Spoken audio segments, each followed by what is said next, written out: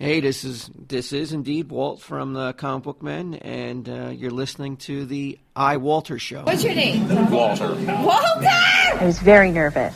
No woman should be subjected to it. It was an assault.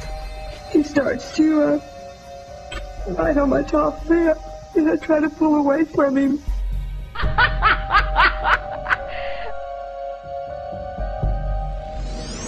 Faster than a speeding bullet, more powerful than a locomotive, able to leap tall buildings in a single bound. Look, up in the sky, it's a bird brain, it's a plane, it's iWalter. Yes, it's iWalter, strange visitor from another planet who came to Earth with powers and abilities far beyond those of mortal men. iWalter, who can change the course of mighty rivers, bend ears with his annoying voice, and who disguised as Walter Interranti, mild-mannered janitor for a great metropolitan newspaper, fights a never-ending battle for truth, nonsense, and the American way. And now, another exciting episode in the adventures of iWalter.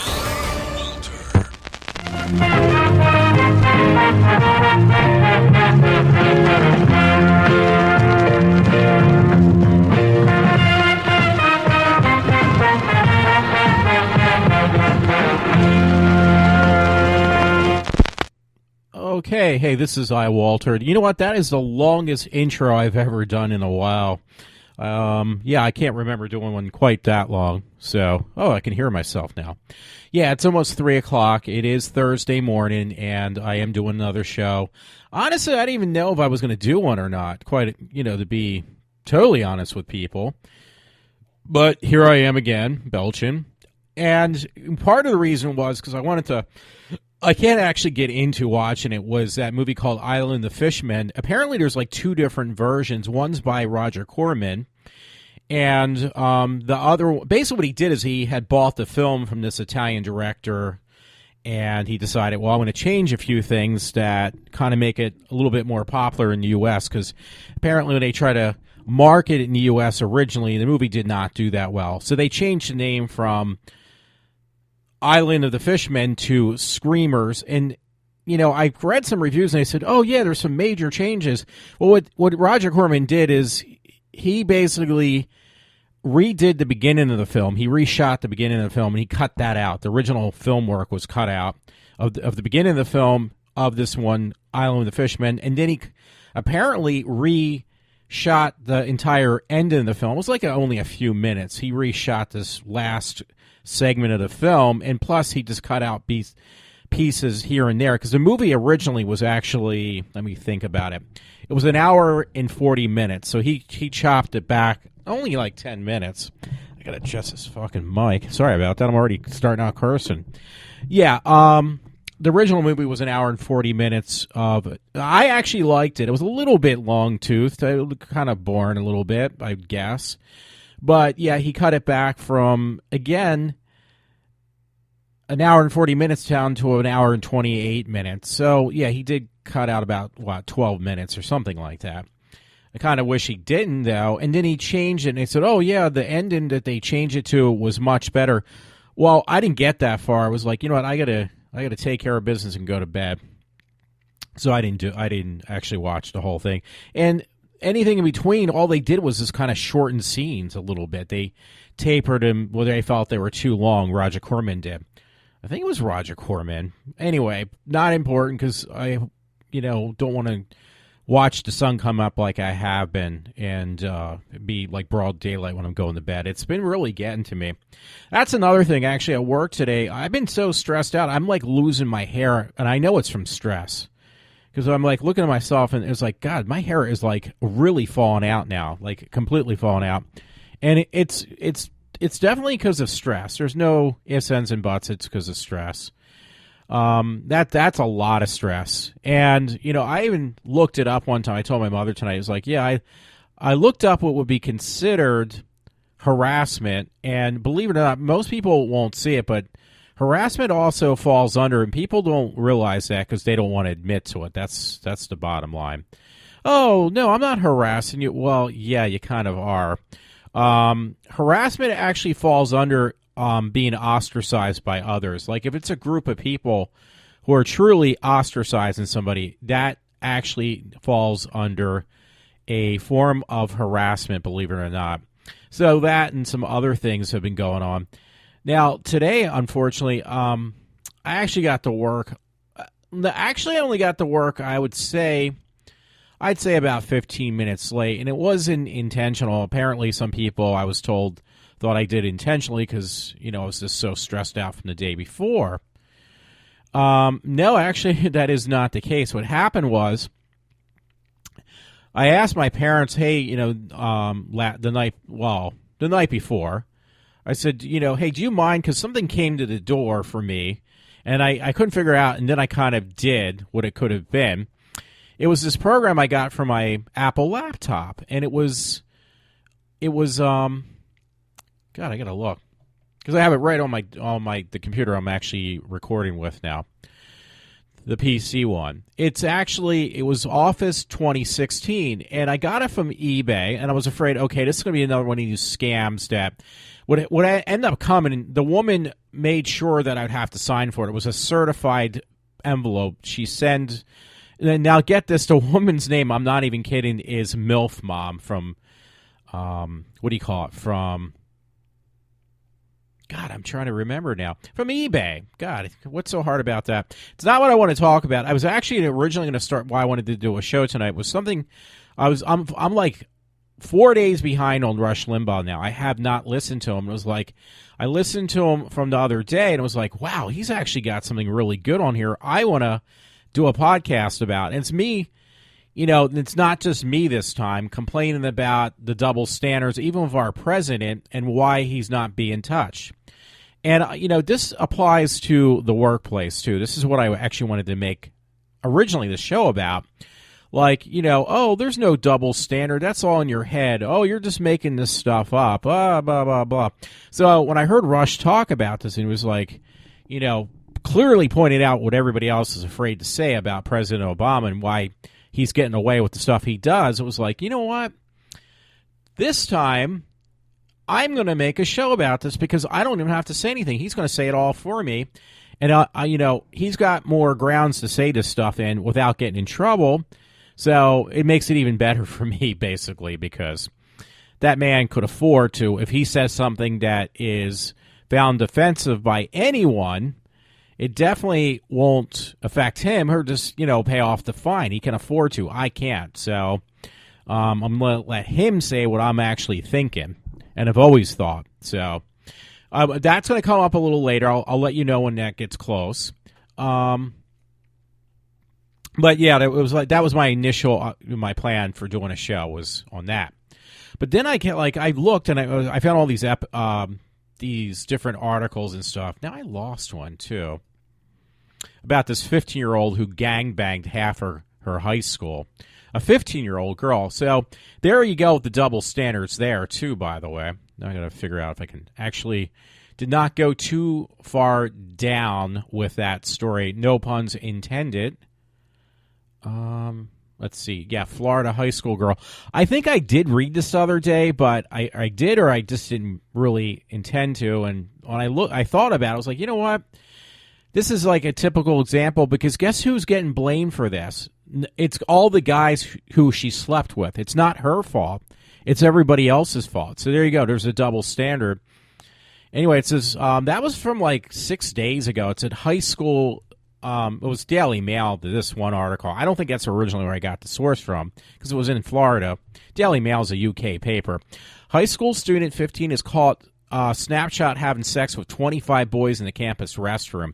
I kind of glanced over it. I glossed over it and never thought about it. I was like, you know what? That is kind of annoying because when I read into the article, the ones who got arrested or in trouble are actually not her, but the guys she slept with.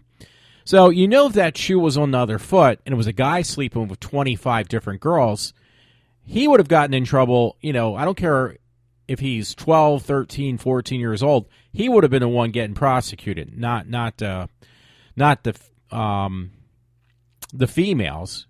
So, but this time the fact that it is a girl doing something, a young girl, 15, just having sex with all these kids, they're just going to find any loophole. They're going to say, well, she's in high school, but she's underage. I'm sure half those kids, they have to be underage. It's just no doubt they're in high school. I mean, you usually graduate by the age of 17, so no matter how you look at it, they're all underage. But it's not going to come out that way. It's going to come out that she's the victim, and it was all these over, like what Rush would say, these over, I think even Mark Stein might have said this before, these guys who really need to be put on Ritalin or something else to calm their nerves, their high testosterone levels down. It couldn't be her fault. It's everybody else's fault. It's these vicious, violent males who just attack women for no reason at all. It's always the male's fault. So, wow, doesn't look too bad. Demi Moore's daughter, picture of her. So, yeah, I mean, this will probably fall into play. Oh, the one soundbite I did play, I went a little further with that girl, obviously, who was drunk at the bar, who was basically hitting on me and my friend, but that doesn't happen. Remember, and she was drunk, so it's not that she was all over us. It was the other way around. We hit on her. It's always our fault because we're males. You got to remember that. Come on, get that through your head. So there was that. I think it's really funny. I'm going to milk that for as much as I can get out of it. Not probably as much as obviously with Walt Flanagan, and that is not my voice. When you hear that voice in the beginning, it says, "Hi, this is Walt from Comic Book Man," that should be the dead ringer. Walt from Comic Book Man. I don't have a show. I definitely am not on AMC, so why do people think that's me, my voice? They even say, oh, that's your voice, but you sound so different. Yeah, because it's not me. Yeah, never mind. So anyway, there was that, and then sometimes I played a one from Mark. What is it? Mike Zapsik. I'm sorry, Mike Zapsik. And they say, yeah, that doesn't sound like your voice. It's like, yeah, no shit, because it's a guy from the comic book store and the guy who does a TV show called Comic Book Man. That might be the reason why. So, I don't know. I don't mean to pick on people. It's just a little bit nerving, to say the least. So I'm sorry. It bothers me. By the way, it was funny tonight. I got home. My mom's watching one of these Lifetime. No, it actually wasn't Lifetime. It's one of these shows, by the way, like a Health Channel network or something. And I normally just kind of like go right to my room, kind of unwind from work and stuff like that. I normally never take any interest in what she's watching. Tonight, it's about, beyond cougar age, but these women who are in their late 70s and early 80s that actually, one or two definitely looked pretty bad. But, I mean, not bad. I don't want to even use the word bad. They looked their age. They looked like they were in their 70s and 80s. But they looked like they had a lot of spunk also. They looked like they were in really good shape. But some of these women, there was one woman, they said she was 77 years old, and it was like looking at her, it was like, wow, for a 77-year-old woman, she looks pretty damn fucking good. But what it was about was these, I'm not even kidding, women from U.S. that were called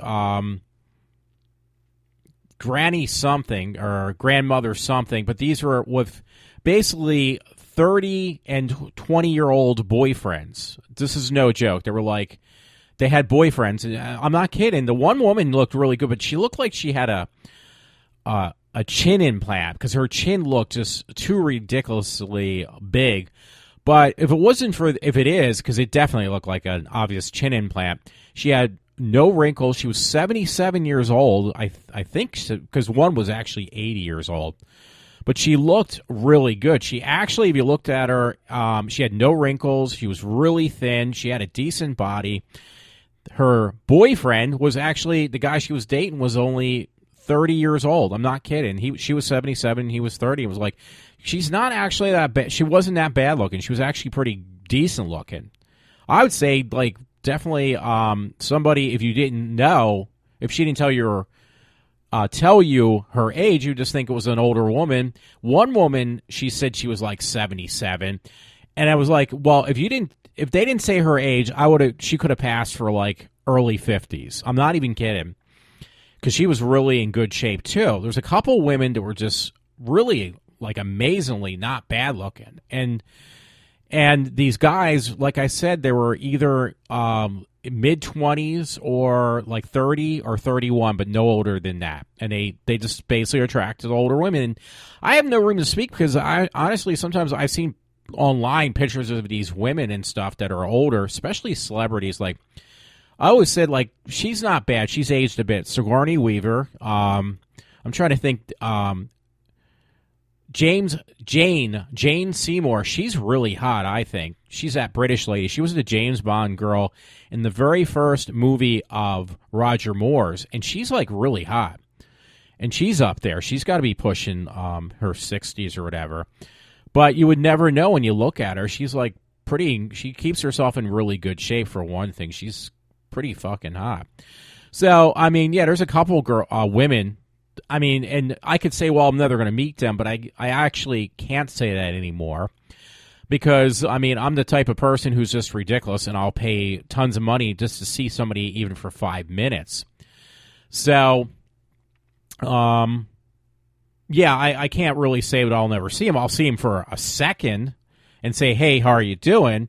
Because you got to remember, I mean, I looked really bad. I had the worst freaking haircut, but I actually got to see, I never thought that would happen, and this was a wet dream come true for me, amongst many. One was Erin Gray. She's up there in age. She's like in her 60s. I mean, and I think she looked really good.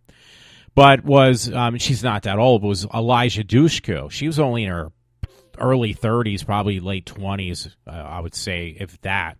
Elijah Dushku used to be on Buffy the Vampire Slayer, and she had that couple shows. She was in that movie called Wrong Turn. So I love her as an actress, but I really spanked to it when she was on Buffy because she played like this rough kind of girl. And it was like, there is no freaking way I'm ever going to meet Elijah Dushku. And lo and behold, I did meet her. She was a very friendly woman, too. Very nice to meet. I can't say enough good about her. She was really friendly. Well, the woman, Patty Mullen, I met her. She friended me on Facebook, but met her. She's really hot looking, and she's up there in age. But she actually looks, personally, I think Patty Mullen looks more hot now than when she did that Frankenhooker movie. She's got she blossomed as she got older. Actually, she's only in her 50s, like her early 50s. I'm pretty sure. Jade Starlin, I met her. I think she looks better now than she did. She's only in her 50s, too. But I'm just saying. Oh, by the way, talk about older, attractive women, because she actually aged a lot better than I expected.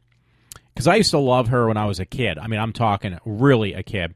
This woman who played on Alice, if you're old enough to watch a TV show called Alice, because I'm looking at it right now, actress Beth Howland died at age 74 of cancer on New Year's Eve. Her husband reveals after 5 months he had no funeral because she didn't want to make a fuss. And I'm like looking at pictures what she looked like. I guess right when she had cancer, she actually looked better now than she did when she was on the show. She was one of the waitresses on. She wasn't Alice on the TV show. She was one of the other waitresses on Alice, and she actually looked really good. She looked kind of hot. So there we go again. Here was a 74-year-old woman, and she looked like she was in great shape, but she passed away. Actually, here's one of these cougar ones. I didn't realize because she looks hot. I'm like pulling up all these stories. Now, isn't that one of the... It says it was from the Daily Mail. She's actually got my favorite on, by the way, and she's filling it out pretty nice. Okay, her face a little rough, but she's got a really good body. Let's see... But she's 54. No, Maria Shriver. Isn't Maria Shriver was involved with the Kennedys? So anyway, Maria Shriver, I should notice, I really don't remember. The Look of Love, Maria Shriver, 60, gazes at her longtime boyfriend, Matthew Dowd, 54, during a romantic stroll. So that's not much different. She's only a couple years older than him. Yeah, you know what? I'm sorry. I can't remember. I got to look that up. But her face looks pretty bad. She looks really bad in the face. But if it wasn't for her face, that's like the worst part of her is her face. Her body is like really, really good shape. Like really good shape. So I got to look her up because I think she is part of the Kennedy family, if I remember. My mom would know. If I said, hey, who's Maria Shriver, she would go into a 6-hour talk about that one. Okay, she doesn't look as good when she was younger.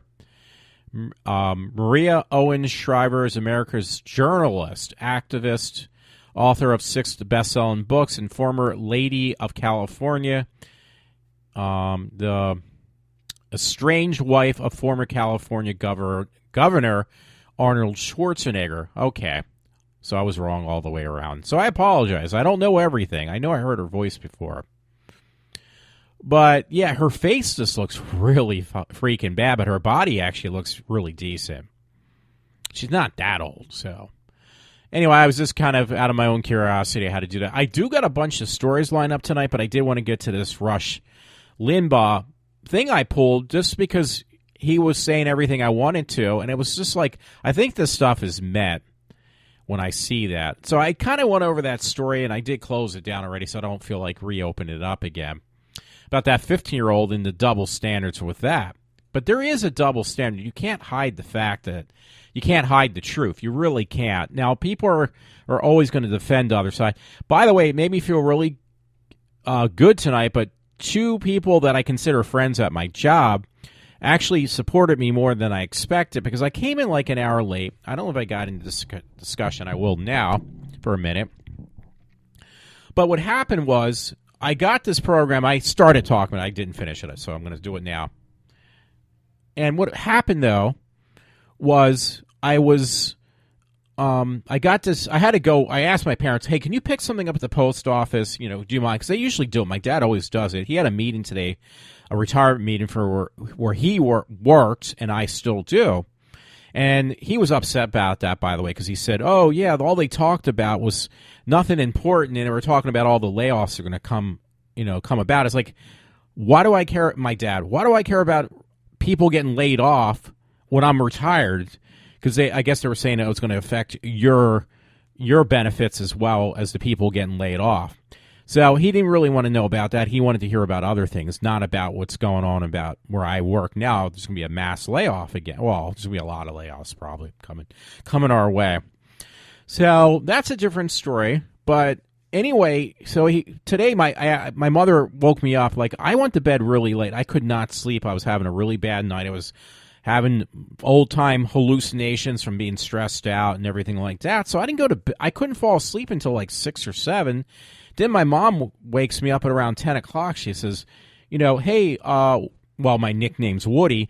Hey, Woody, we can't do anything today. We're going to be out in the yard all day, and maybe you can pick up some lunch, too. It's like, okay, yeah, I just went to bed like 3 hours ago. Now you want me to cater to you. You said you're going to be doing yard work all day, which lasted about a half an hour because, again, my dad was supposed to help her. He rushed to help her finish yard work so he could go to this retirement meeting from the job he had that at the place I work now. Been working for 14 years. And she was on the couch, conked out, laying down, and was like, okay, so I'll do the run around. I wasn't happy. I forced myself to get out of bed with 3 hours of sleep. So that's what I'm working on right now, literally 3 hours of sleep. So I did that. Just banged my laptop table. And I went to the post office. It was a little envelope, and inside, I mentioned this before, it was basically just a serial number from, like, when you buy a computer, especially like corporations, they get all these computers, and there's just stickers on there for software and the OS. A friend told me this, a computer geek friend from years ago. My friend Rich told me, you can take that license. That's a volume, legitimate license on those computers, and you could basically just call up Microsoft and get that validated, and you can get a free operating system or Office software off of there. It was like, well, I don't intend to do that. I never did it for him, but he said, you can get as many licenses for me as you can. If you can get me a bunch of them, I can use them all. Like, he would use them for himself. He's not going to give them away. He's going to use them for himself. So, but some woman, she got, MILF Mom was her name again, got the idea, was like, hey, wait a minute, I could sell this stuff. So she probably got it from her company. She was taking the labels that were sealed, because the companies don't do anything with those labels. They don't give two craps. And again, it's a volume license, so they might be for like 5 million or 50,000, computer or whatever your company would hold. That's the size volume you would get. So say your company, well, let me make it more realistic. Say your company has like 10,000 or 10, about 2,500, 5,000 people working for your company. They're buy a volume license for around that amount, and that volume license, or a little bit over in case they get more, will be for each computer, so they don't have to put it on each computer. Like, they get one volume license, it gets registered, and as you can put it on as many computers as you want that way. It's easier for a company to do that than buy an individual license for each computer. So, this lady sent me one of these volume licenses. This one was for Dell, because when you buy an HP laptop or a Dell, if you look at that sticker that says this is a certified or, authentic Microsoft product, there is a serial key on there. Well, that serial key, it's the same thing with HP, Dell, Asus, these other companies. They don't want to be bothered having to give people individual license numbers. They give them what's called a volume license number, where they just give one serial number out every so often, and that's good for like thousands of computers. It just makes it a lot easier for the companies that they don't have to, they buy this volume license. But the thing is, that makes it easier for other people to have it. Now, she gave me a volume license, this woman I bought it from, for like $100. I got Office, but otherwise it would have cost me $400 for what I bought. So it was well worth the money. Now, what I did was she didn't give me the software. She just gave me the sticker that says this is an authentic sticker and the serial number for Dell, but for Office, Home, and Business, which is basically Office Professional, for your computer, which I'm running right now. So what I had to do, it made me a little late for work. This is why I end up being a couple minutes late for work, and I said I'll just call out for an hour.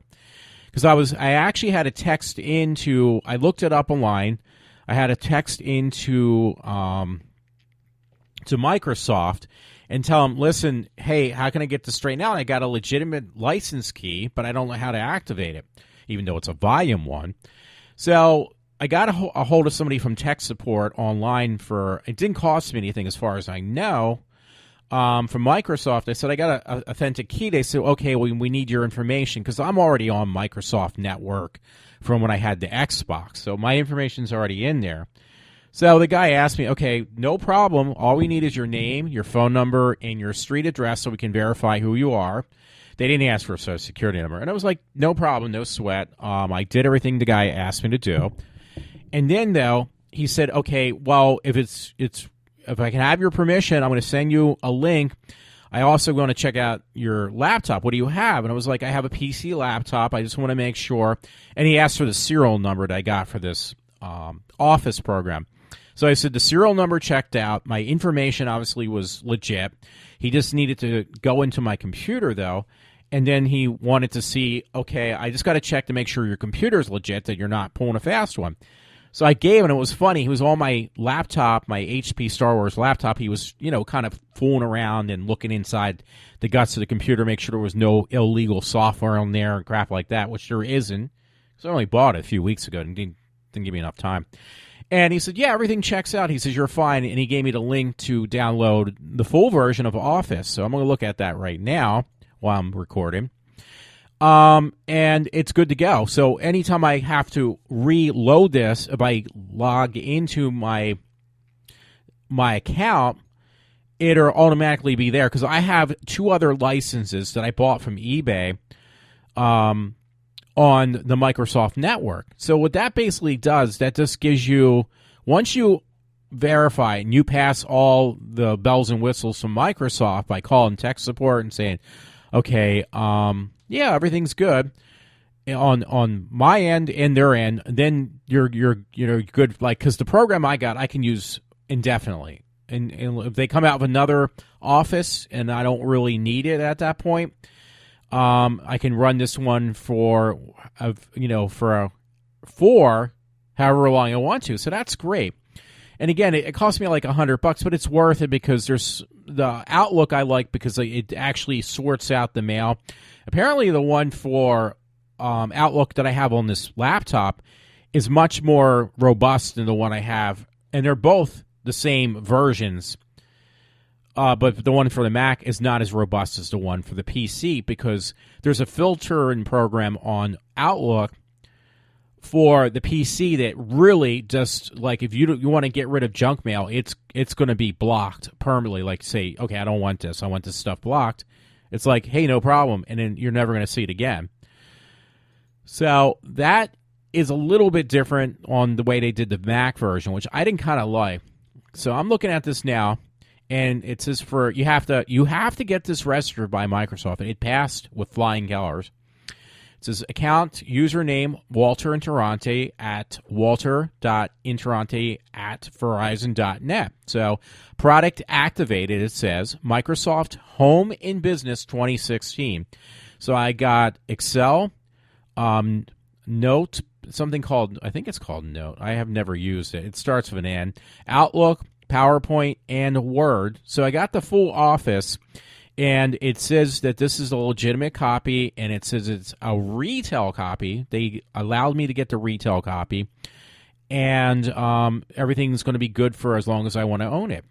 It says updates are automatically downloaded and installed. About Word, because that's what I opened up, was the Word program. So you couldn't do better than this. Got it for a little over $100. I was a little mad at first because I was like, okay, I got another dud Office program, but it worked.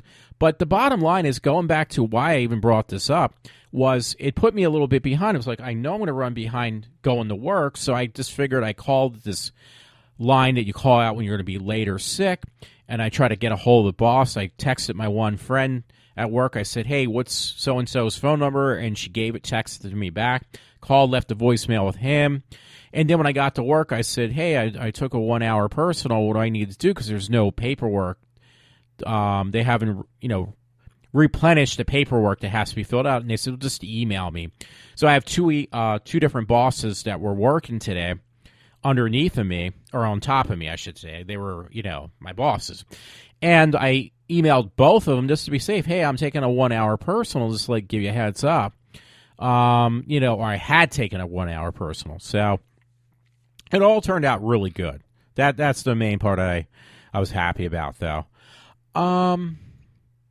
Yeah, so that was why I was late, but for some reason, it's just a mentality rate, I guess, of some people at work. They thought that I had taken off because that I was deeply upset with me from yesterday. I was like, yeah, I was upset, but that wasn't the reason I called off. I was on the phone with a guy from Microsoft who was basically, wiggling around on my desktop for my PC, which I'm using now to record with. So, it was like, to me, it was like, okay, am I going to tell this, cut my ties with this guy when I can get a $400 program for $100? No, I'll lose an hour's worth of time for that. I get paid for it, but I'm just using an hour's worth of time that I got coming to me anyway. Because I was always under encouragement years ago, if you have what's called personal time, they give you a lot of it at my job. You got to use it all up, because some people, what they do is they don't try to use it, and it's like, oh, that's extra money at the end of the year. Well, if you do that and you show our company that, hey, we don't need this personal time, we just want the money, guess what they're going to do? They're going to take it away from you. It's like, well, if you're not using what we're giving you, why are we giving you this personal time for, when emergencies come up, when you're not ever using it? So you might as well use it, because you're actually only killing yourself when you don't. So, but anyway, the thing that got me, I did kind of scramble in different directions, but two of the friends at work see what goes on, see how I get shunned and not talked to, or just basically get things to get me to blow up all the time.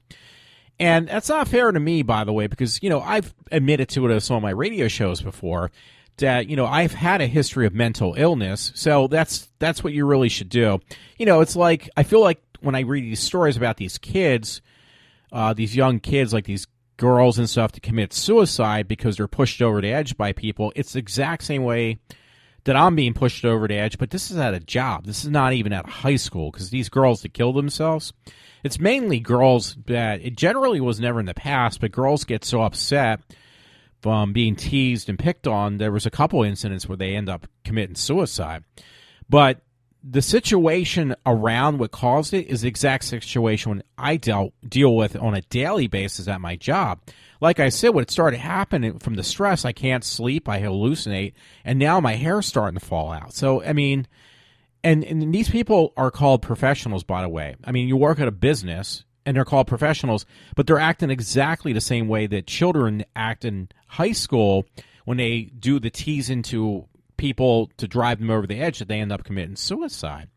So that's not really cool. That's not cool at all, but apparently they find that to be feasible and okay. So it was the first time, like, I didn't have to say, because my one friend, Matt, you will say, well, how are they exactly teasing you? How are they harassing you? How are they doing this? Well, I didn't have to say anything, Matt, just to let you know in case you are listening in, though. But two people at work, two friends at work that I consider friends because they stick up for me, they actually came over to me and, they were discussing it between each other what happened today when I came in late and how they were bad-mouthing me behind my back, the people who do, pick on me, harass me, or instigate me. And they both said, we need to go. They said, for me, which I really appreciate them sticking up for me like that, they said, we need to go to HR because this is harassment. Walter is getting harassed, and this is not tolerable. They said we should, individually, they said to each other and agreed that they needed to go to HR for me and report this to HR. Listen, what's going on with Walter is definitely harassment. This needs to be addressed. Because where I work, they have a zero, most of the places I work have a zero tolerance level for harassment. And this is through and through, it's harassment. So I didn't have to say it. So, Matt, if you ask me, well, how are they harassing you? I didn't bring up the word harassment. The two friends at work said that, Walter, you're being harassed from what we experienced before you even came in, because I was at home. I was on the phone with some guy from another country from Microsoft who was coaching me through how to get my license validated for office. So how could I know what's going on when I'm hearing second hearsay from the people who were being told that they were being told, oh, Walter is messing up, or he's lazy, or he's not doing the work. And apparently somebody thought it was very entertaining, by the way, because I was told this from the person who was on the receiving end, that somebody found it very entertaining and actually very humorous how they are making me so upset to the point that I'll, end up being out for another 6 months. They find that very entertaining. So that's when the other friend said, well, that's harassment. We need to go take this to HR and get this straightened out because this is not tolerable behavior. And it wasn't me saying this for once. So that's what I like. Now I got that thing I wanted to mention from Rush Limbaugh, where, again, I can not have to say what I'm thinking. And you can't say, well, Walter, it's got to be just you, because no, it's not me. One thing is two friends at work, and the other one is, which I will play right now probably. I'm going to try to play it right now because it's already 40 minutes into the show. It's a 5-minute segment of, I cut it back because it went on a little longer, of Rush Limbaugh basically talking about how our president, which falls into the same category, is getting away with stuff just because of his ethnicity. He literally kind of says that. Well, he does say it. I mean, not kind of. He does say it. So there you go. There's once again something, and once that plays out, Rush Limbaugh, I normally don't do any discussion. I won't do it probably tonight, because then I can read through the stories that I did. Let me make sure I still have them up. I think I do. If I have my stories still up, I'll just kind of go glance through those. So here we go. Here's a segment from Rush Limbaugh today. It was on... what is today? Today is the 26th, so it was like the 24th. And he's just basically saying how the Democrats are playing into their favor to make sure that they win. So they first use, Obama as a tool, and the fact that he can say and do whatever the Democrats want him to do, or he can do whatever and say what he ever wants to do. And all he has to say is, like, listen, they're afraid that if they go against Obama, and I'm not saying this to be discriminatory or offensive, that he'll basically say, now you have to listen to the whole thing from Rush. I'm not making this up. That, oh, you're being racist. And the Democrats knew this, so now they're hoping their new objective for the next 4 to 8 years is if they can get Hillary as the first lady president, first woman president, we'll have another 4 to 8 years to do whatever we want, because who's going to stop a woman, because then that would be sexual harassment.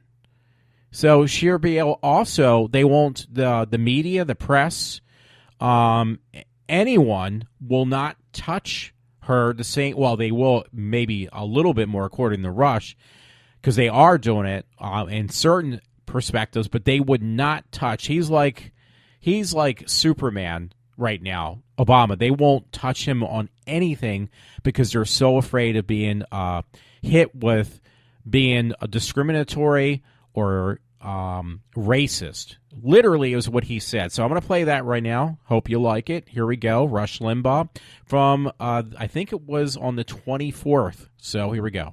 Rush Limbaugh. In any presidential campaign, at this stage of the presidential campaign, there is always a staple that is part of the campaign that is not part of this one. And that is criticism of the sitting president. Evidence. Go back to 2008. The entire Obama campaign was about how rotten George W. Bush was. Remember that? I mean, it was incredible. Everything Obama stood for, he told us, was the opposite of George W. Bush. From the Iraq War, to the war on terror, to the economy, the economic collapse, you name it, George W. Bush and his regime were the entire campaign of 2008. Obama ripping into it and McCain trying in various different ways to defend it. Now, as I say, that's not unusual. It's a staple of campaigns. And in fact, the Democrats had spent the last 4 years of Bush's 2 terms doing nothing but. I mean, it's soft selling it to call it criticism.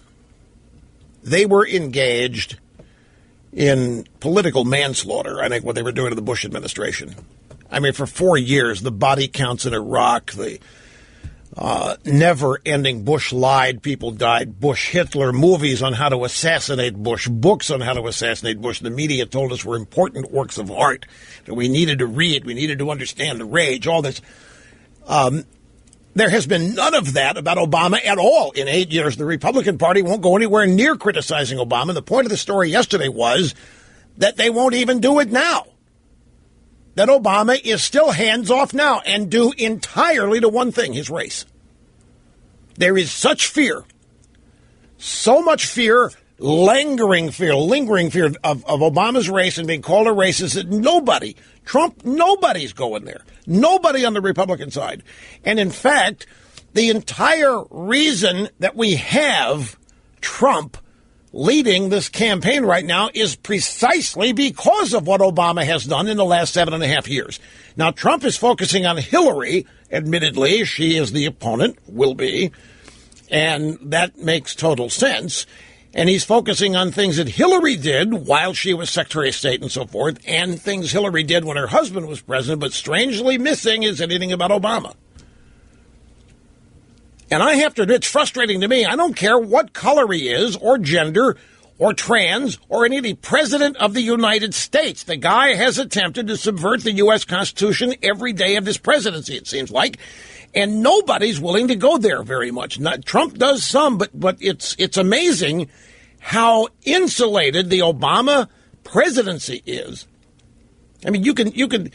There are all kinds of ways to criticize the substantive policy initiatives that have come from this administration that have given us this rancid economy. I mean, just the things happening with open borders that continue to happen.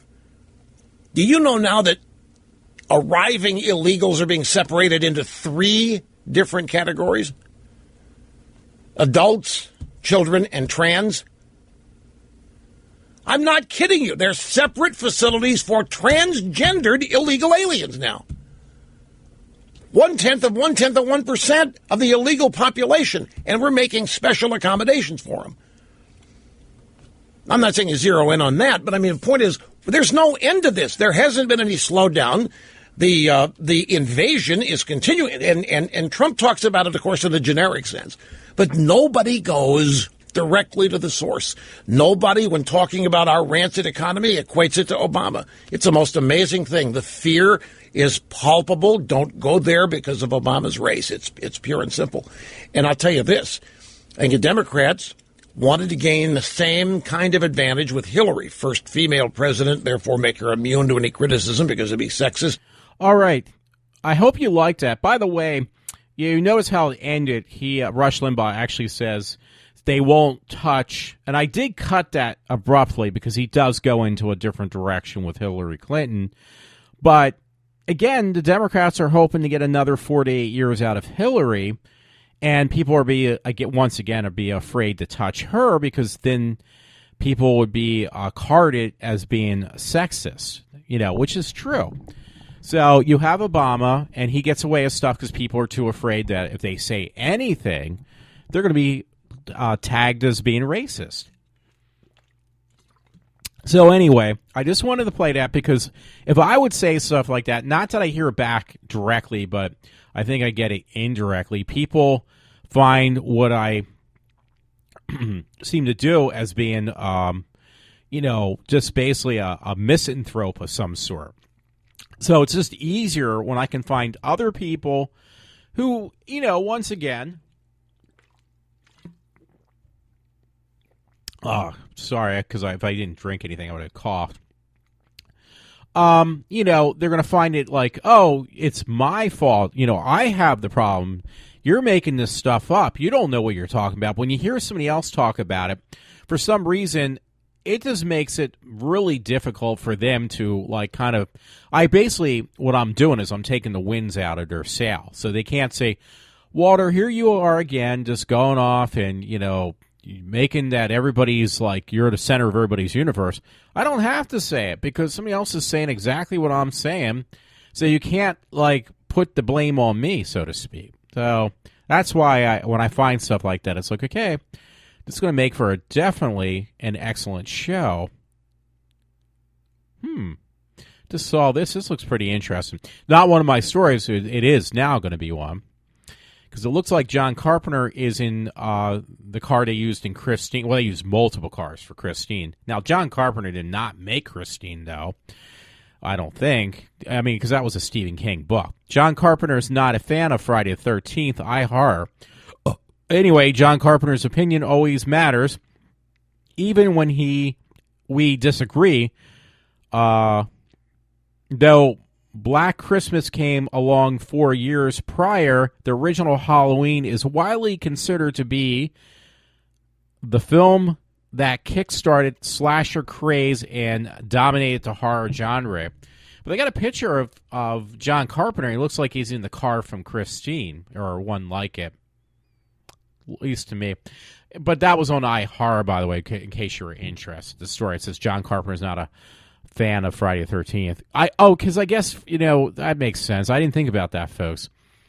Because he made Michael Myers, John Carpenter, and Deborah Hill, and then, obviously, Sean Cunningham made the Friday the 13th, started the whole ball rolling. Now, Sean Cunningham was best known for the first one, but he was a little bit of a co-producer on some of the other Friday the 13th when Jason Voorhees actually heavily got involved into the series of movies that came about from the original one.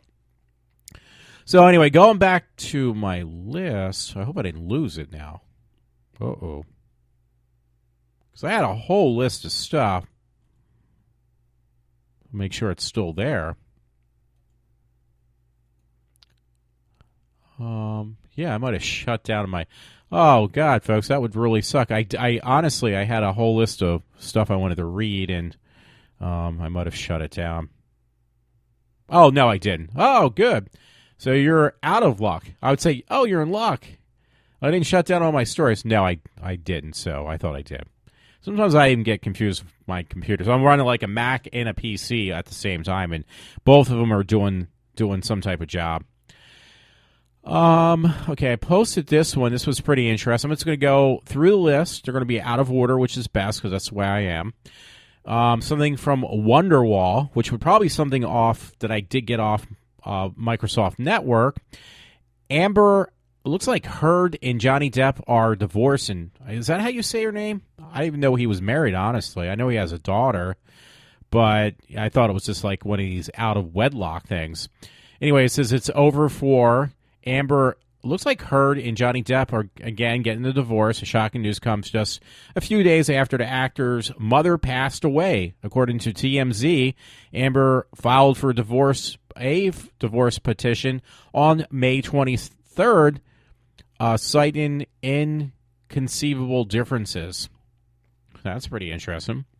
So I won't go any further because you know what that means. If I do, Walter will fuck it up. Anyway, this one guy, I don't know who he is. It's Bert. Is it Kuwak or something? He was the guy who played the Japanese guy. Let me put it that way. If you ever watched the original Pink Panther movies, he was really funny in those. He was the guy that was like Inspector Clouseau's like butler or something. It was this Asian guy. He was known for other things, but I known him growing up as a little kid. I remember him as being like the equivalent to like a maid, but he was the service, the I don't want to say servant, but he was like the Asian butler or something that Inspector Clouseau had, Peter Sellers. So that guy, Bert, was his first name. Pink Panther star dies at age 85. He just passed away. That is actually shocking because I do remember him. He was really funny back in the day. 85 actually doesn't seem that old anymore. But yeah, it's kind of funny. I mean, it's not funny, but it's just kind of weird to realize. I actually forgot about him when I was a kid. I loved those movies with Peter Sellers, like the Inspector Clouseau movies. Like, I'd go see those. That was the only time I ever did that as a kid. Like, especially when we were down the shore, I'd pest my older brother to go with me to see it again. Like, I couldn't see those movies once. I'd had to see them like 2 or 3 times in the movie theaters. So that's when movies were only $3 a pop, too, not $20. So, I'm sorry for that loss because he was a really funny man. He really was. Anyway, here's something a little bit depressing, but it was from the local Patch news link.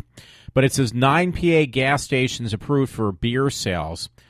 I don't find it as a good thing. It's bad enough with people on the road that are drunk drivers. Now it's going to even be worse.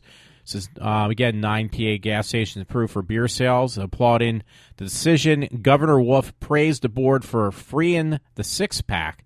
Doylestown, Buckingham, New Britain, PA. So that's all we need. It's bad enough, again, you have people that are drunk, so while they're getting gas, they can get more alcoholic beverages and get even more drunk. So that's all I need on the road. Now, you can say, well, it's probably not around your area, these 9 locations, but you'd be surprised where people come from. I mean, I saw the other day, I tried to send the text as a joke to a friend, but guess what I saw? A person with an Arkansas license plate. I've seen him more than once from Canada. I've seen him from California on their license plate, and definitely all the time from New York. So, doesn't matter. These people come from all around. If they know they can pick up alcoholic beverages and drive, that's going to make it even worse for me. Not for them, for me. Oh, this was really funny. I was actually, when I saw it, it was like, it didn't dawn on me at first.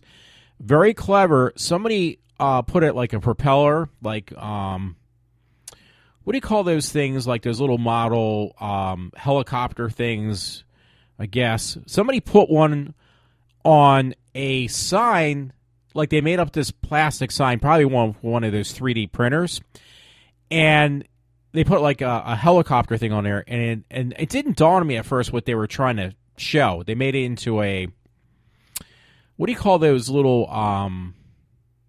not JPEG, the little moving segments or whatever you get online, GIFs or something. I think they're called GIFs. So this one was the funniest one I've ever seen. So that's what I'm looking at right now. Somebody actually wrote out, and they have it flying around in their kitchen, is the word fuck. And then they put like a helicopter on there. So it didn't dawn on me at first. It was like, God, that's funny. It says fuck. But then it dawned on me what they were trying to show you. You know, there's that old saying, I don't give a flying fuck. So it literally is, not joking, it's a flying fuck. So I saw this. This guy's got like this loop-de-loop of a flying fuck. I mean, fuck with a propeller on the top, a helicopter kind of looking thing. One of those, whatever you call it, those droids or whatever. Those, you know, things that fly, whatever. So that was pretty funny. He took the terminology and turned it into a real thing. So that was pretty funny. I got so bad with it, by the way, that I had to send it to everyone. I should send it to my one friend, Matt, that I talk about a lot, because I think he would find it hilarious. A flying fuck. That was pretty funny. Anyway, on other news from hellhorror.com, I don't even know how I found that link. American Horror Story Season 6 is going to feature, because I've heard about this, what do you call that? I want to say a wise tale, but not that. Urban legend of Slender Man. They're going to actually do a season on Slender Man. Infamous creepy pasta icon Slender Man looks like he will be appearing, better yet, may be the focus subject on FX's American Horror Story Season 6. So that should be pretty interesting. So they're going to have... I hear a lot about that. It's an urban legend. I have no clue how that started or it came from, whatever. But yeah, they're actually going to do one on Slender Man. So that's pretty interesting. Anyway, I'm such a sick fuck. It's probably one of these, obviously, on my next story, by the way, from Daily Mail. This girl that I thought she kind of looked pretty cute. She's got like a quirky look, but she's one of these activists probably, and she spit on somebody. It was like, I didn't really care. I just saw her face and was like, yeah, she's kind of cute. She's got a dorky looking, cute looking face. But what it says is the anime, animal comic illustrator who spat in council administrator's face because he was doing his job before riot police came to drag her off. So this chick is like obviously one of these, you know, activists of some sort. It looks like it's, I don't know, I was going to say England, but maybe not. Maybe it's somewhere else. So I just looked at her face and it was like, I'm very shallow-minded with that. And I thought, oh, she's kind of cute looking. And then I didn't kind of look that she's some probably wacko activist. Riot police called during first meeting of Inner West Council in Sydney. So this was in Australia. A female protester spat in Administrator Richard Pearson's face as he left. The illustrator Nikki Minus was caught on film during the shock and attack. Social media users have called her to be arrested for her behavior. So this chick is from Australia. One picture, she doesn't look too good, but you know what? She reminds me of, not downtown, but she reminds me of Julie Brown, the comedian girl. She looks like in the face, she looked like Julie Brown in one of the pictures. Not all of them, just that one particular one. She looked like Julie Brown did. She is a little weird, though, looking. This one was really funny from the Daily Mail. I saw this. It was like, you got to be freaking kidding me. But it just caught my attention. Stoned sheep, you know, stoned as in being like high, go on a psychedelic rampage after eating cannabis plants dumped in a quiet Welsh village. So, yeah, these sheep ended up that were, I guess, grazing on what they thought was grass was actually marijuana, because that's what cannabis is, right? The sheep went on a psychedelic rampage after accidentally eating cannabis. Isn't it, though? I don't know. Anyway, the Class B drug were dumped in a quiet Welsh village and eaten by a flock of sheep. Locals say the sheep have been roaming the village causing havoc. Counselors, one even entered a bungalow and left a mess in the bedroom. So it just caught my attention. I thought that was really funny when I read the title of that one.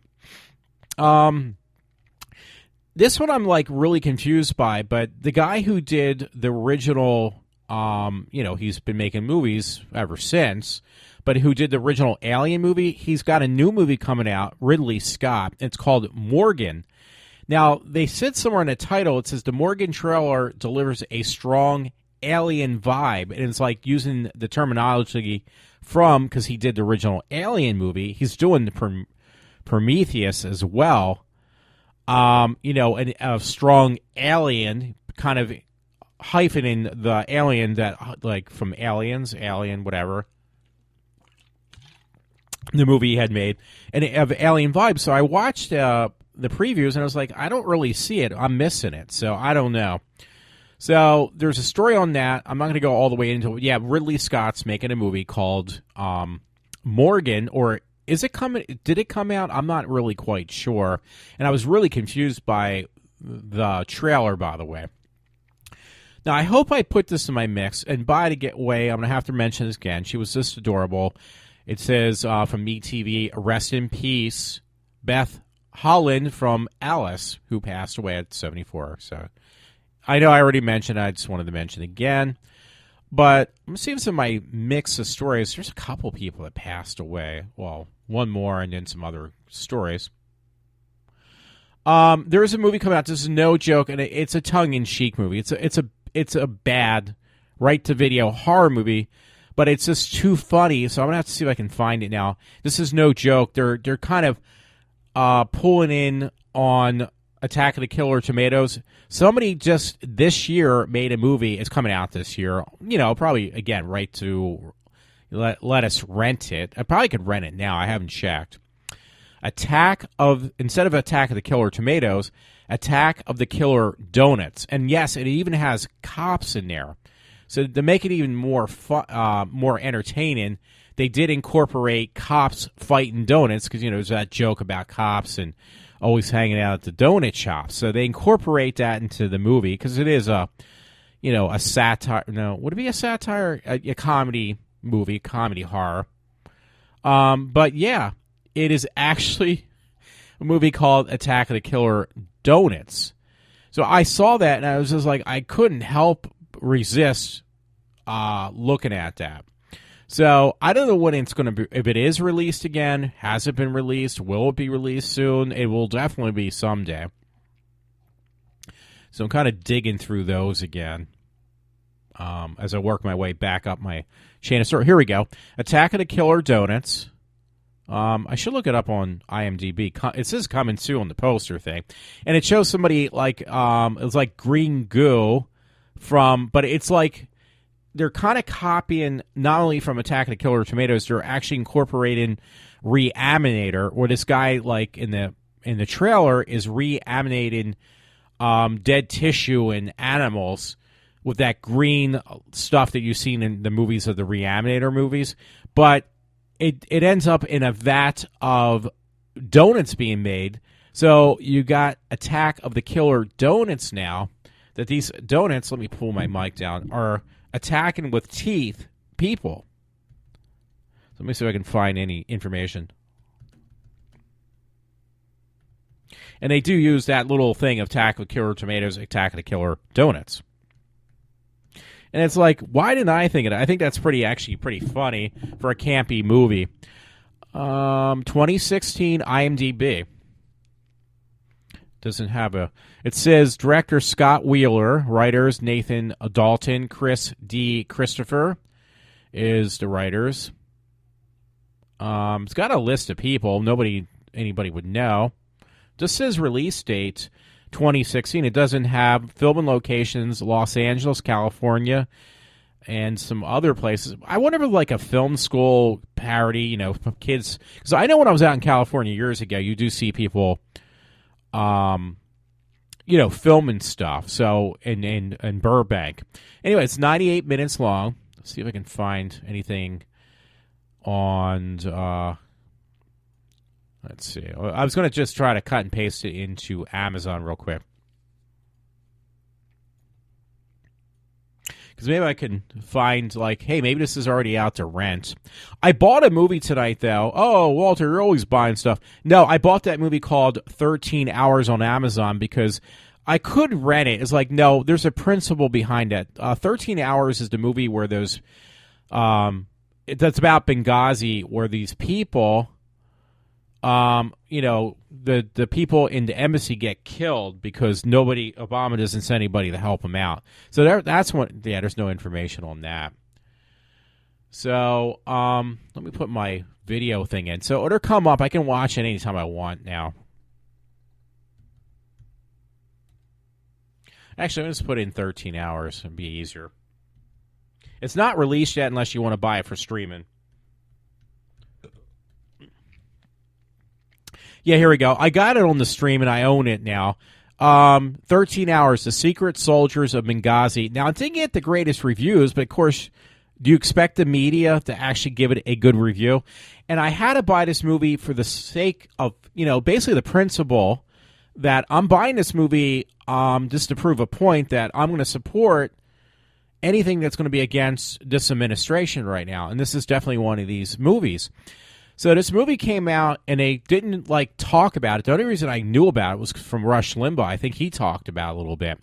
So anyway, people who have rented or bought the movie now, or have probably seen the movie when it came out, because it was out on small release.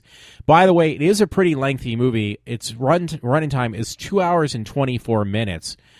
Again, it was like $15 to buy it on HD on the streaming, so now I own it. I may just buy it again on Blu-ray when it comes out. Again, just for the principle, because this movie is innocent people in Benghazi at the embassy who basically called the president and other people from the U.S., hey, we need some help. We need to be taken out of here now safely, or we're going to die, and nobody came in to help them. So anyway, the people who had seen this, 90% of the people who had checked out this movie, 90% of them gave it 5 stars. 7%, so there's a big difference there. 7% gave it 4 stars. Only 3% gave it actually 1 star. And for as far as 2 or 3 stars, nobody even touched that. So you know what that 3% is. There you go. That's that part of the liberals who basically dictate to everybody else what they should be thinking and doing. So there you go. 3% thought the movie was horrible. 97% people thought that movie called 13 Hours was basically an incredible film. So what's that telling you? It's telling me a lot, I'll tell you that much. So I'm going to look for this now. It's actually $22 on Blu-ray, and I'll wait, because when it comes out, I mean, if I knew some of this money proceeds would go towards helping the people, the families who died in this, I wouldn't think twice. I'll tell you that right now. I'd buy it just for that sake. I've done that kind of donations before. I'm looking on Best Buy right now to see if you're doing any pre-orders, if it's cheaper. But, yeah, I'll have to look more into it. Yeah, it's on sale, $5 off, release date. It's not going to be 6/7, and they already have it on sale. Oh, for the pre-orders, it's 2 different versions. Oh, there's a steel book version on that. That's kind of strange.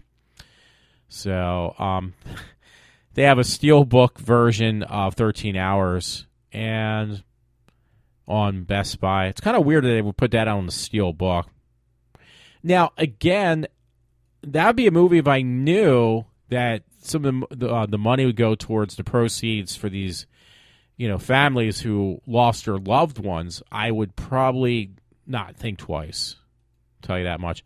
One reviewer actually who did pre-order it, they must have seen the movie obviously already, gave it 5 out of 5. Let's see what they wrote. This is on Best Buy actually. Let's see what the review says. Pulse pounding. I know the phrase pulse pounding is greatly overused these days, but I believe me when I say this movie is a freaking nasty pulse-pounding action machine with multiple exclamation points. If you're like me and the mere idea of special forces guys running an operation makes you giddy, then this is a must-see. Legit action, nail-biting suspense, and dash of feel-good all rolled into an awesome movie that I would put on the same level as Black Hawk Down. Now, both those movies are based upon true-to-life incidents. The thing that's a shame, though, I mean, I'm glad the guy enjoyed the movie. I hope he got something out of it, the person. I think it's a guy. I don't want to insult if it was a girl. I would assume it's a man. Matt. This guy really liked the film that much. Again, I'd like to know, hey, if I'm going to put some money into this film, is this money going to go towards a good cause? Because I did that like with 9/11, and they released some of those, what do you call it? Because I think the proceeds did, some of the proceeds did go towards family members. But when 9/11 happened, I made sure to go see those documentaries and then also buy them for the strict reason that, hey, I'm going to give money towards something that's going to go towards this cause as well. And, I mean, by buying it, it's not just for the sake of buying the 9/11 documentary, but it was also just to show that, I support these people. It was my way of showing support. I don't really own a piece of the ruins, but I'm paying my respects, knowing that some of that money did go towards, again, towards the loved ones of these families. So that meant a lot to me. So, yeah, again, I'll have to look more into that. But, again, it's called 13 Hours, The Secret Soldiers of Benghazi. So it's a must-see film, apparently. I knew that for, when I heard about it, I knew it would be. They just kind of downplayed it, the media and stuff. They don't want that to get out there because they don't want to make Obama look bad. They don't want to make the Democrats look bad. They don't want to make Hillary look bad. And that's the God's honest truth. Anyway, I have a story. This was interesting in the Times Herald. Always what you want to hear, by the way. Phoenixville man accused of stealing more than $35,000 from Kimmerton Fire Company. Lifetime member Kimmerton Fire Company has been arrested for allegedly stealing, once again, $35,000. According to East Pikeland Police, Steve Hodges, 47, of Coldstream Road, Phoenixville, has been charged after 3 month long investigation for theft and related charges. Police said Tuesday that Hodges had been placed in charge of the ABC 123 Learning Center that is owned by the fire company. East Pikeland Police Chief James Francescus said Wednesday that the department was alerted to the possibility of theft when another person from the fire company began doing some of the book work. There's a little bit more to say, but that's kind of interesting. You're stealing something, and if it's, what was that called again? ABC's 123 Learning Center. Isn't that for like a daycare, and he's stealing money from it? That's really bad. That is horrible, actually. I did mention, by the way, there's some other news stories about people passing away. This one was actually very interesting. It's a guy who played in, he played Caesar in Planet of the Apes. He passed away. So, yeah, that was pretty weird. Again, you grew up with these stories, and you know what's going to eventually happen. You just don't kind of think about it. So it says, Buck, this is what I'm going to try to sound out, Cartland or something? Anyway, who played Gorilla Julius, Planet of the Apes, dies at age 93. So he was up there. So,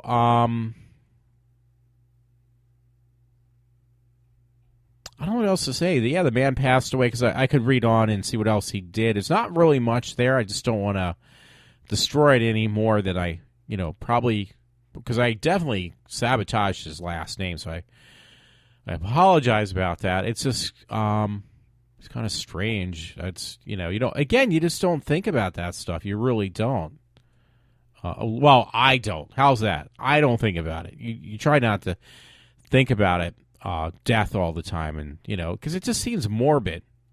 It's going to happen to everybody. Yeah, you're absolutely right. Everybody's going to die someday. But if you live your whole life now, knowing you're going to die later on, what's the purpose of living? I mean, that's the way I look at it. So I'm going to get off that kick. Feel bad. I'm sorry to hear that he passed away because, everybody knew him, I think.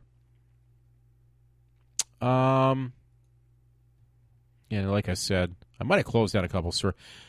Oh, no. Oh, I just shut down a story I wanted to read about some transgender thing. So let me see if I can open up again. That was actually, I don't know where, I think I got that from the Daily Mail, too. Can't remember. I went a little hog wild on shutting stuff down that I was already done reading, and I got kind of a little overboard with it. So, I don't know, because some of the stuff, honestly, I found that when I was at work on my break, I was like, okay, I'm going to plug those in right now on Facebook, and I'll get to them later for my show segments. By the way, when I was in the post office, it was funny. I said it as a joke to a friend. We always made fun of it that he was obsessed with Shirley Temple, little girl. She's up there in age now, the woman who played Shirley Temple. So here they put out a set of stamps for Shirley Temple. It's called Legends of Hollywood, and there's a whole thing on Shirley Temple when she was like really big as a little 5-year-old girl, which was ages ago, decades ago. So, I apologize. I'm falling asleep, which is rightfully so, when it's this early in the morning. I'm just trying to go through my stories. And by the way, there's this one Australian girl. Most people say she's not, or a couple friends say she's not that, she's all right looking. She's not that attractive. It's like, I think she's really hot. So she's probably thinking I'm like a sick fuck because every time she puts up pictures, I'm there taking them and put them on my Facebook page. So I just do it because I think she's hot. Anyway, I found that story I was looking for on the transgender.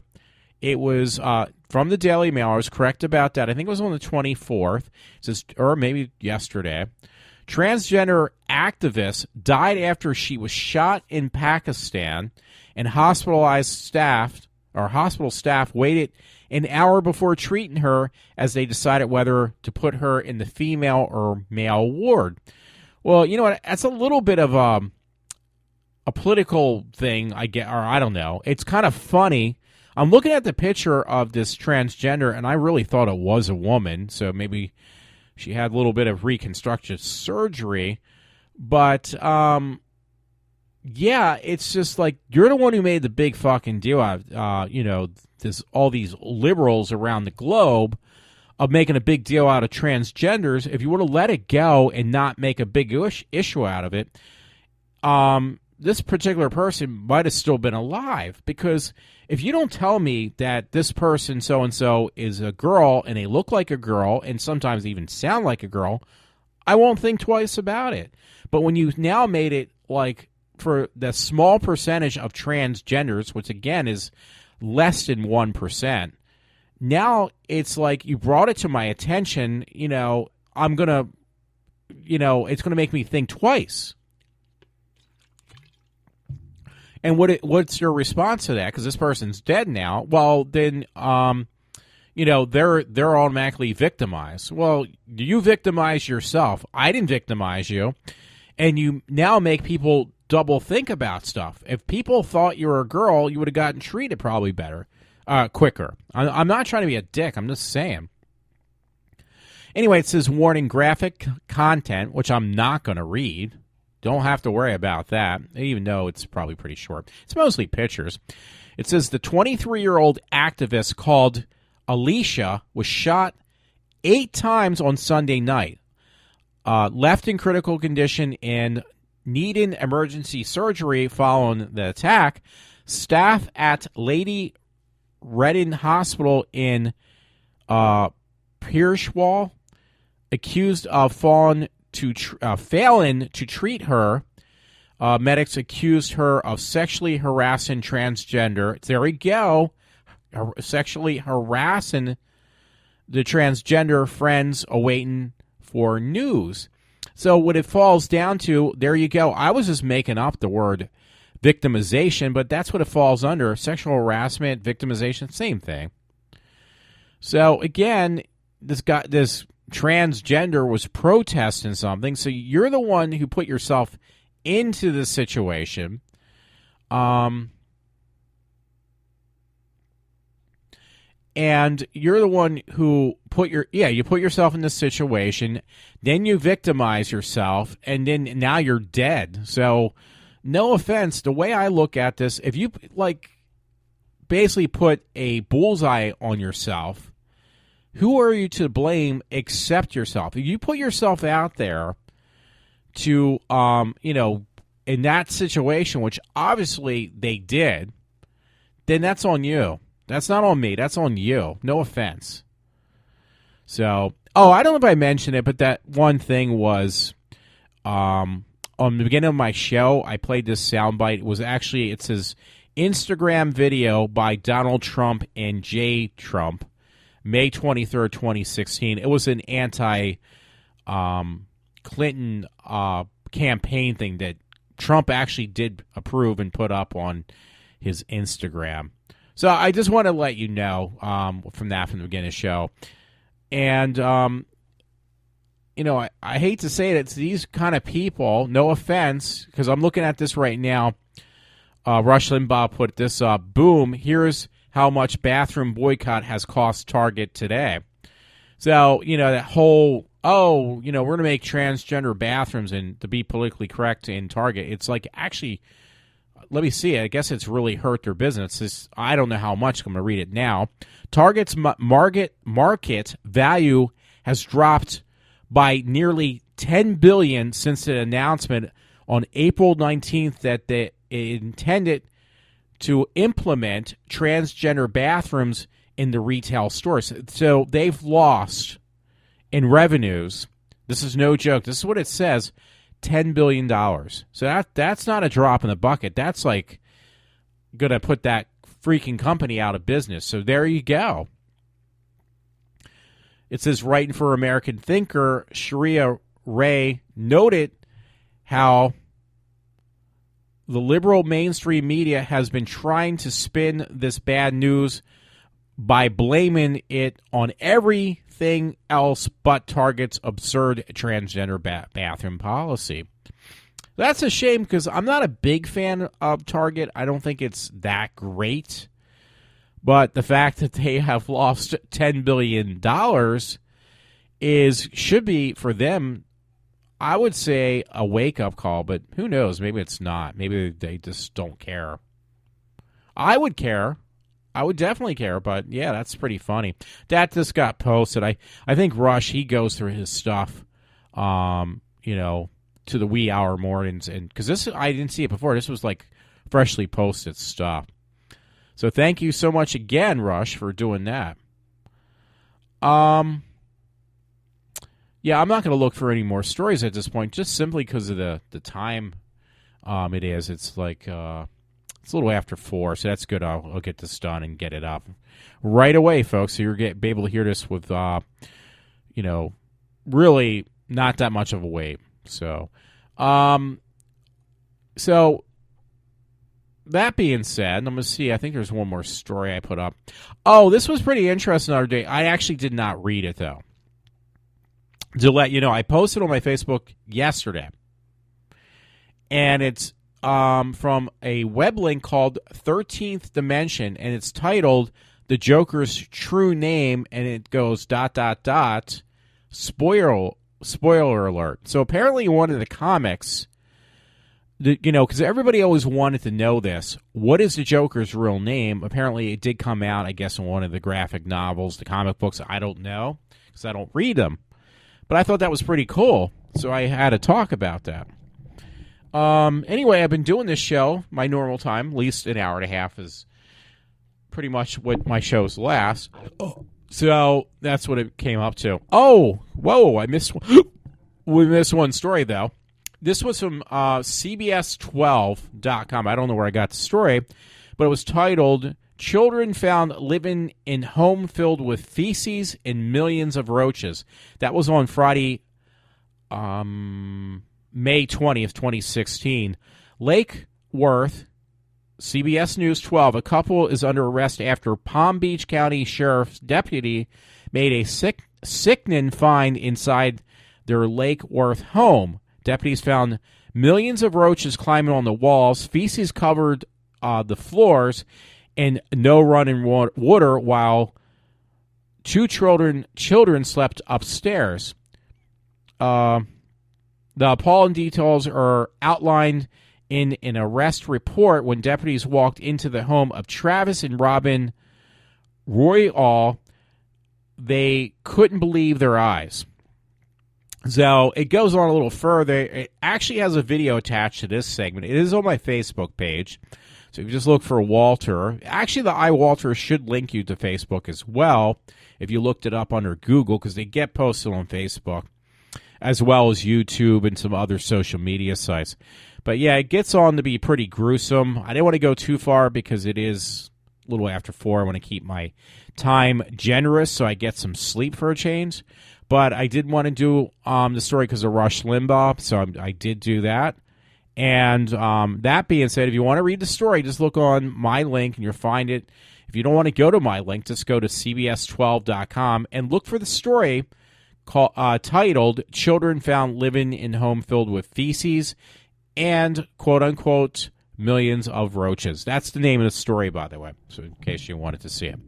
So, everyone, it is, again, it's only 10 after 4. That's really decent for me. Thank you if you listen, as always, and hopefully get me some more listeners. So, all I'm going to say, this is Walter from iWalter, and yes, I am signing off for this Thursday morning. See you later.